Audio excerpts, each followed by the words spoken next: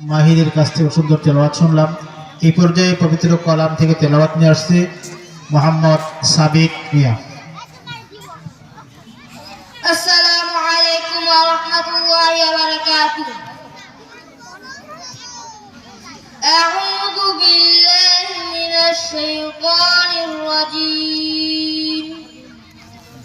বিসমিল্লাহির রাহমানির রাহিম। তাব্বাত ইয়াদা আবি লাহাবিন ওয়া তাব। মা